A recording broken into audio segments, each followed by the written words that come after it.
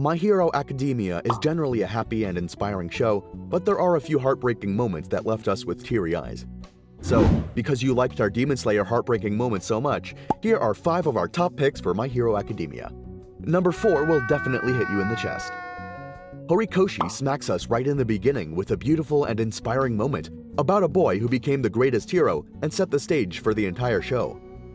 After All Might reveals his secret to Izuku, he tells him that being a hero without a quirk is impossible, and it's not bad to dream, but warns him not to obscure the facts, and then leaves. Devastated at the words of his idol, Izuku starts reconsidering his dreams of becoming a hero. However, his thoughts are interrupted as he gets near the scene of a villain attack. Izuku recognizes Katsuki as the victim after being captured by the sludge villain that had attacked him earlier, and feels guilty that he might have accidentally let the villain escape from All Might's possession. Izuku, having looked at Katsuki's pleading eyes, rushes towards the villain, attempting to save Katsuki despite being quirkless. As the sludge villain prepares to attack Izuku, All Might, inspired by the boy's action, and defeats the villain before Izuku could get hurt. The pro-heroes at the scene start berating Izuku for his reckless behavior.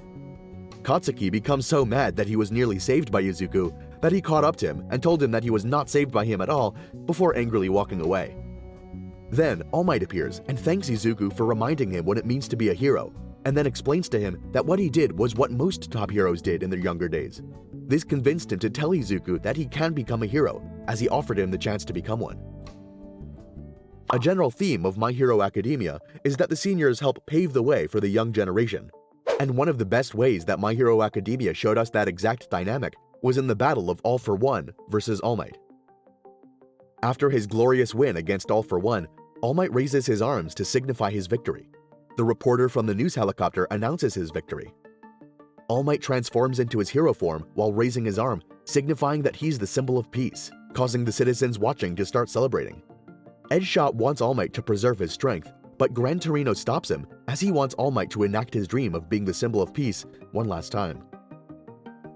With the battle over, pro-heroes begin carrying out rescue operations to save people trapped under rubble as a result of All Might and All for One's battle. Meanwhile, Endeavor and All Might watch All for One being placed in the Iron Maiden. Now that All for One is properly imprisoned, All Might points to the camera and delivers a message: "You're next." The citizens watching take All Might's message as a warning to all villains out there, causing the citizens to praise All Might and start celebrating again. However, Izuku knows what All Might's message truly meant, that his time as symbol of peace has come to an end, and that he, Izuku, is the next successor. Izuku now realizes that All Might's time has truly come to an end and starts crying. The first death in My Hero Academia shocked us to the core, but we all saw it coming. Sir Nighteye was a great mentor for Izuku and Mirio. After he was brutally injured in his stomach in the battle against Overhaul, Sir Nighteye is sent to the hospital, but his wounds are too serious. Accompanied by Shota, Izuku goes to see Nighteye, meeting All Might and Recovery Girl, who are with Bubble Girl and Centipeter. Bubble Girl tries to explain that she invited All Might for a reason, but breaks down in tears before explaining, as Centipeter consoles her. The surgeon explains that there's nothing they can do for Sir Nighteye, and Recovery Girl explains that her quirk will not help either, much to Izuku's shock. The surgeon apologizes and states that Sir Nighteye will not live long enough to see tomorrow. Everyone goes to Sir Nightaye's room. Sir Nighteye opens his eyes and sees All Might, finding it humorous that his mentor finally visits him one last time on his deathbed. All Might doesn't know how to reply and is full of remorse for not visiting him sooner. Izuku begs Sir Nighteye to live, as Sir Nighteye claims that he doesn't blame All Might and only wanted him to be happy and is fine with All Might fighting against fate. All Might begs his former sidekick to fight against fate as well, and wants to make amends for everything he has done. Nighteye tells Izuku that he was wrong about him, as he was able to twist fate. Nighteye doesn't dwell on his fate, as he states that Izuku has shown him a way to change the future when he previously failed to find a way to stop All Might's impending death. Sir Nighteye hypothesizes that everyone's wishes for a better future changed the outcome. All Might and Izuku grieve, as Nighteye is satisfied with his changed views of the future never being certain. However, there is one thing he regrets. At that moment, Mirio runs into the room and frantically begs his mentor not to die, as he still has so much to learn for him. Sir Nighteye is apologetic for making Mirio experience such hardship, but a weeping Mirio begs Sir Nighteye to live, because thanks to him, he's the man he is today. He ponders about the decision to take Mirio as a vessel for One for All, but over all this time, Mirio had held such admiration for him and believed in him, eventually with Mirio becoming his most treasured student, and he feels guilty for once thinking of Mirio as nothing more than a vessel. As Mirio weeps, Sir Nighteye raises his arm, touches Mirio's face, and uses his foresight quirk for the last time to see Mirio's future. Nighteye comforts his pupil by telling him that he'll become an outstanding hero, saying that his future is the only one that should not be changed. Sir Nighteye closes his eyes and smiles, telling everyone to keep smiling as society needs smiles and laughs to bring about a brighter future, as All Might, Izuku, and Mirio weep. Sir Nighteye passes away peacefully with a smile on his face. One of the most emotional scenes in the series actually comes from the manga, when Midoriya turns rogue and tries to take out All for One on his own. He reaches a deep point of self-destruction. His classmates see this and try to punch some sense into him. This is where we see a big shift in Bakugo's attitude towards Izuku. After a nice battle between Class 1A and Izuku, they reach a point where they have time to speak with each other as the rest of the class catches up. Deku still continues to resist and insists that it's too dangerous for him to be around anyone. Bakugo approaches him and asks if he remembers what he said when he got stabbed by Tomura during the war. When Deku says that he doesn't, Bakugo reminds him that he had said, "Stop trying to win this on your own." And after he had said that, he felt he had to tell him that his body moved on his own when he got stabbed. Bakugo admits that he looked down on Deku because he was quirkless, and therefore felt that he should be far behind him. But the truth was, he always felt he was above him. He says he couldn't accept the way he was, which led to him bullying him over the years and trying to prove his superiority. But after entering UA, he kept losing, so started trying to understand Deku's strengths and his weaknesses. He proceeds to tell Deku that even if it doesn't change anything, he has to speak his current truth. He apologizes to him for everything he had done until now, even calling him Izuku for the first time.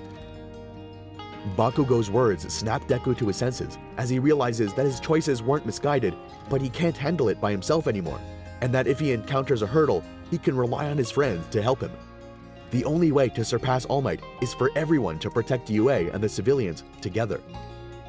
Deku weakly collapses and apologizes for what he has said about everyone not being able to keep up with him, which Bakugo accepts. Horikoshi knows how to hide details and throws us from one conclusion to another, and the Todoroki family story is a perfect example for that. After spending 2 days in the hospital because of the war, Enji wakes up from his coma and is informed by the doctor that his son and the others are mostly fine. After leaving him alone, he remembers the battle he had with his eldest son and his inability to fight to protect Shoto. He admits that he's reaping everything he's sowed and that the hero Endeavor died back there. Enji realizes that while his son might be a mass murderer, he can't fight him and breaks down in tears. He notices Shoto entering the room and calls his name out, though his son initially closes the door when he sees his father crying. When he reopens the door, Enji sees his 2 other children standing with Shoto. Enji asks if they're all okay, and Natsuro replies by asking why he's crying. Enji profusely apologizes once again, realizing that the regrets and guilt he feels right now are too late to even matter.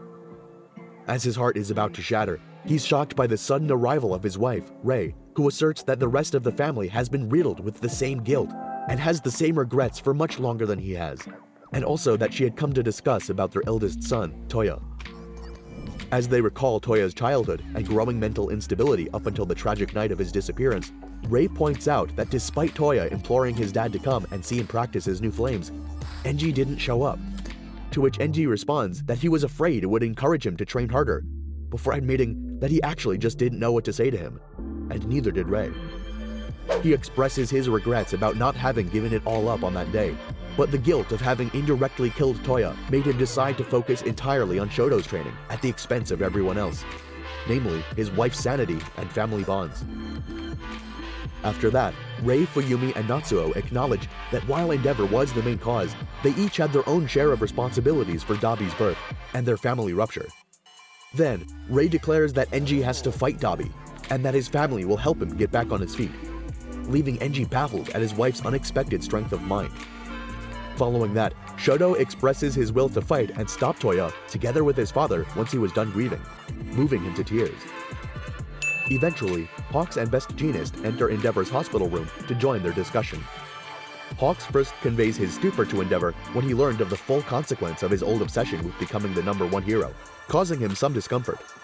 Then he asks him about Shoto's burn scar, but Ray is the one who admits being responsible for it. That's it for this Sad Moments video. Which one was your favorite Cry Fest? Please comment down below. We also appreciate your feedback, subscription, and like a lot. Thank you, and we'll see you in the next one.